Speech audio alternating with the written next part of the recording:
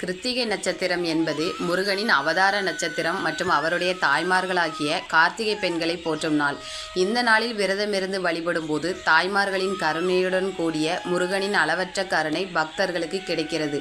அதனால்தான் இந்த நாளில் செய்யும் சிறிய வழிபாடும் பன்மடங்கு பலனளிக்கிறது. ஒவ்வொரு மாதமும் வரும் கிருத்திகை நட்சத்திரம் முக்கியம் என்றாலும் இந்த நாளில் கார்த்திகை நட்சத்திரத்தில் முருகனை வழிபட்டால் பலன் மற்ற நாட்களை விட 10 மடங்கு அதிகமாக இருக்கும். செவ்வாய் தோஷம் உள்ளவர்கள் கிருத்திகை நாளில் முருகனை விரதம் இருந்து வேண்டி செவ்வரளி மாலை சாற்றி வழிபட்டால் செவ்வாய் தோஷத்தின் தாக்கம் குறைந்து திருமண தடை, குழந்தை பாக்கியமின்மை போன்ற சுப காரியங்கள் கைகூடும். கடன் தொல்லைகள் உள்ளவர்கள் இந்த நாளில் விரதம் மேற்கொள்வதால் அவர்களுக்கு விரைவான பலன் கிடைக்கும்.